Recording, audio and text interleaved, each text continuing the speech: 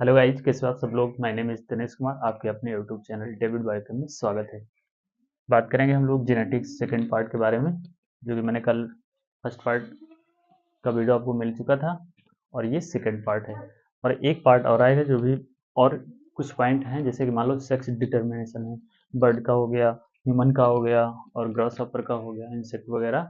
और तो इनके सबके जो भी क्रोमोसोम जो कि सेक्स का डिटर्मिनेशन है उसके बारे में लास्ट पार्ट में, ये लास्ट पार्ट होगा थर्ड पार्ट, और उसमें सारी चीज़ें कवर अप हो जाएंगी। मेन मेन इंपॉर्टेंट पॉइंट देखो, आप जब वीडियो देखा करो तो आप थोड़ा सा मतलब ना आपको तो दिखता होगा, देखो जैसे कि मान लो छोटा दिखता मुझे पता है, बट ये है ना कि ये थोड़ा सा ही बोर्ड है, ठीक, वो कोई डिजिटल बोर्ड नहीं है कि मैं बताऊं तो एकदम क्लियर आए, ठीक है, क्योंकि उसके लिए तो काफ़ी टाइम लगेगा अभी, और आप लोग सपोर्ट सपोर्ट करेंगे तभी ये सब चीज़ें हो पाएंगी, ठीक है। इसीलिए कहता हूँ कि आप सब्सक्राइब, अगर चैनल पे आते हैं देखते हैं वीडियो तो सब्सक्राइब कर लिया करें, और कमेंट भी करें और लाइक भी कर दिया करें। तो इससे जो है आप लोगों को ठीक रहेगा, हम लोगों को भी ज़्यादा परेशानी, जैसे कि मान लो अभी मैं वीडियो रिकॉर्ड करता हूँ, एक बार करता हूँ तो उसको कई बार मुझे करना पड़ता है तब जाके ठीक होता है। तो मान लो ये बोर्ड तो है नहीं, आपको देखो पढ़ना है आपको, ठीक, आपको पढ़ाई चाहिए, पढ़ना है आपको, काम की आपके अपने काम की चीज़ होनी चाहिए बस। इससे हमें नहीं मतलब कि कहाँ पे क्या चीज़ कैसी लग रही है या नहीं लग रही है, तो आपको इस चीज़ से मतलब रखना है अभी फिलहाल।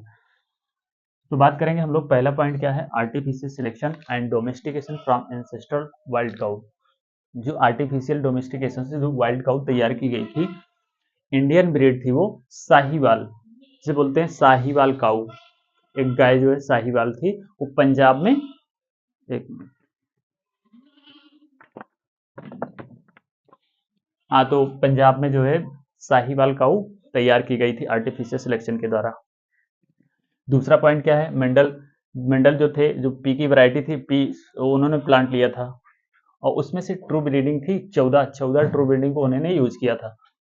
उनका वो एक्सपेरिमेंट गार्डन पी पे कर रहे थे, जिसको बोलते हैं पाइसम सटाइवम, इसका साइंटिफिक नेम है। पी जो मटर का पौधा होता है उसे बोलते हैं पाइसम सटाइवम, उसका साइंटिफिक नेम होता है गार्डन पी। मीठी मटर जो गार्डन में हम लोग जो मतलब जो लगाते हैं और खाते हैं, ठीक।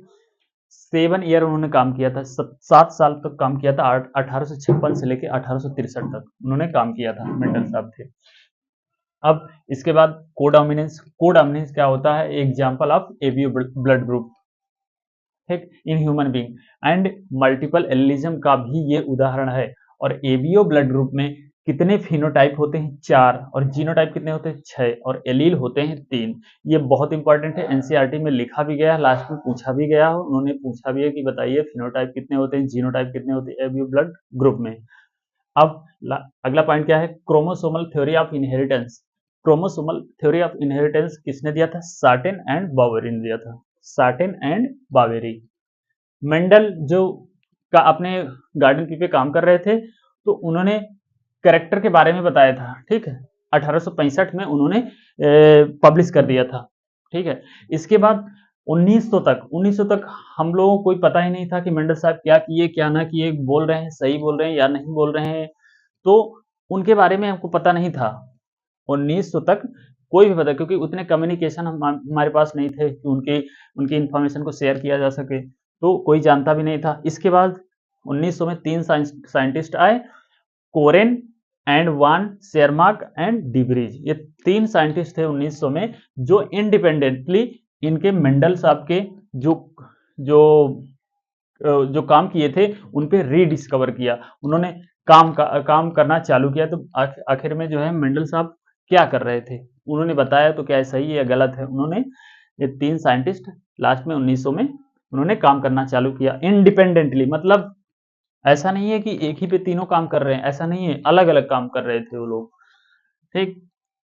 अब इसके बाद experimental verification of chromosome theory of inheritance किसने दिया, TH Morgan, Thomas Hunt Morgan. उन्होंने ड्रोसोफिला, हाँ, ड्रोसोफिला मोलेनोगेस्टर एक फ्रूट फ्लाई है, और उसी का नाम है ड्रोसोफिला, वो, हाँ, मोलेनोगेस्टर। उसकी लाइफ साइकिल कितनी होती है, अबाउट 2 वीक, मतलब 2 सप्ताह की लाइफ साइकिल होती है जिसकी। अब इसके बाद जो मॉर्गन थे लिंकेट टर्म दिया, उन्होंने हिज सडन हिज स्टूडेंट, इनके जो स्टूडेंट थे वो अल्फ्रेड स्टर्टिवेंट,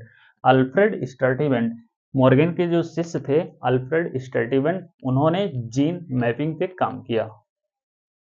ठीक, इतनी बात याद आई आपको। अब इसके बाद हैंकिंग जो थे 1891 में एक्स बॉडी उन्होंने कहा था, तो आज हम लोग एक्स क्रोमोसोम के नाम से जानते हैं।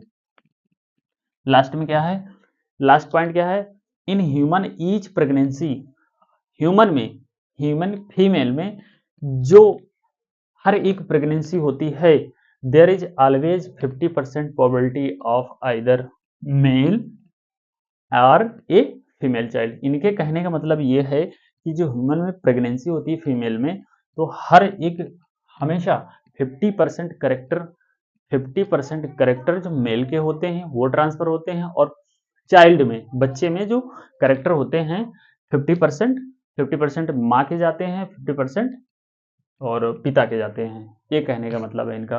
तो वही लिखा कि in human each pregnancy there is always 50% probability of either male या फीमेल करेक्टर, फीमेल चाइल्ड। तो इनका कहने का मतलब यही है। तो लास्ट में एक पॉइंट और वो अभी एक पार्ट और आएगा, जेनेटिक्स के सारे इंपॉर्टेंट पॉइंट कवर हो जाएंगे। ठीक है, तो मिलते हैं अगले वीडियो में, तब तक के लिए धन्यवाद।